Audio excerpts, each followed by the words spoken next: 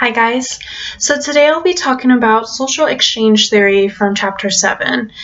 So you may ask yourself, what is social exchange theory? Like, what does it mean? So in my own words, I think it means that it's weighing off the costs and rewards in a given relationship, given it be a romantic, personal, friendship, or professional. So my opinion on social exchange theory would be the relationship that I just got out of. We were the typical relationship that we lasted for a year.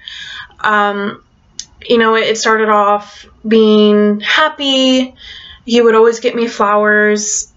He would, take me out to lunch or dinner, treat me great.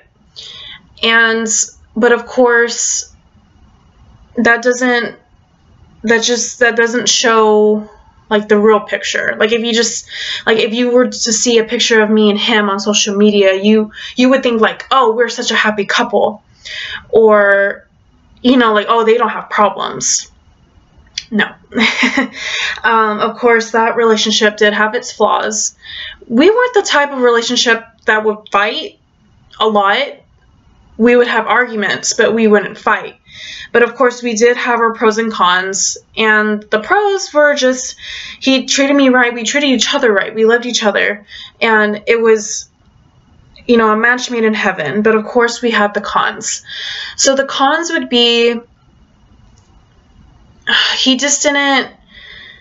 he wouldn't work to get the life that he wanted. Like, he wanted to have a life bigger than what he had.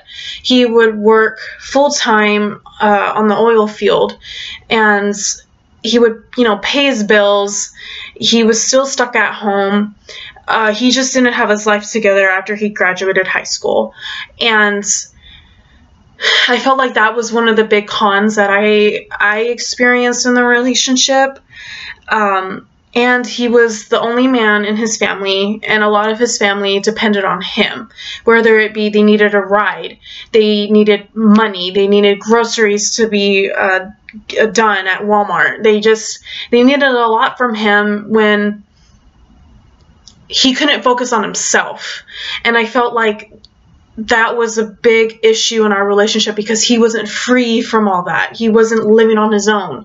He was still being relied on by his family, and he just didn't have any freedom, really.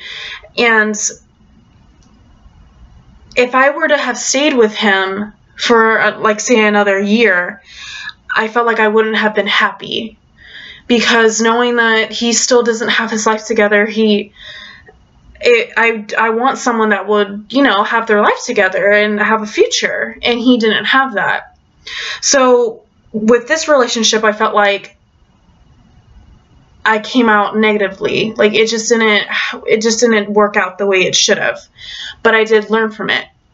I did learn from that experience, and I felt like social exchange theory really defined my relationship, because yes, it did have a negative impact on me, but it also shaped me to be a better person. And now I know not to go to someone or love someone that just doesn't have their life together.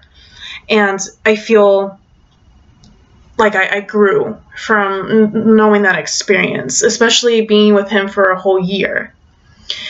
And in conclusion, that is what my intake of social exchange theory would be.